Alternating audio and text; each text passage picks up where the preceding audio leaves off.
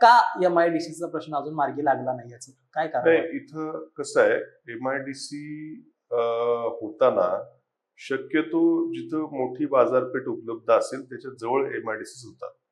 म्हणजे पुणे शहरालगत आपण बघितलं असेल तर सगळीकडे एमआयडीसी झालं, नगर शहरामध्ये आहे. म्हणजे शेवटी जो ज्याला उद्योग टाकायचा आहे तो देखील बाजारपेठ कुठं जवळ आहे त्या ठिकाणी शेवटी उद्योजक हे जातात. पुणे ही मोठी बाजारपेठ असल्यामुळे पुणे शहराच्या भोवती एमआयडीसी आहे, सुप्याला आहे, तिथून पुण्याचं अंतर जवळ आहे. तो एक विषय झाला. परंतु माझे वडील आमदार असताना देखील इथं राहुरीमध्ये जी काही मिनी एमआयडीसी झालेली आहे, ऑलरेडी अस्तित्वात आहे, ते माझ्या वडिलांच्या आमदारकीच्या कार्यकाळात त्यांनी इथं मिनी एमआयडीसी चालू केली आहे.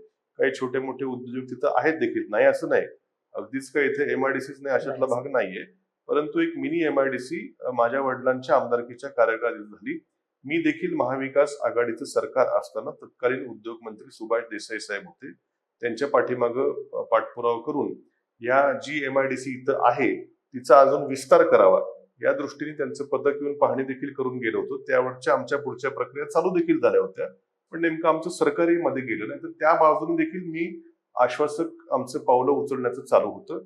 आता देखील मंत्री महोदयांच्या आमच्या बैठकीतले काही मुद्दे मी इथं उघड करणार नाही, परंतु काही जमीन जर इथं उपलब्ध झाली तर एक दोन मोठे प्रोजेक्ट्स आम्ही इथं देऊ शकतो. या संदर्भात आमची खाजगीत काय आज ती चर्चा उघड करणे योग्य नाही, परंतु अशी काहीतरी चर्चा झाल्या कारणानं निश्चितपणे कुठेतरी एक सकारात्मकता त्या बैठकीमध्ये आलेली आहे.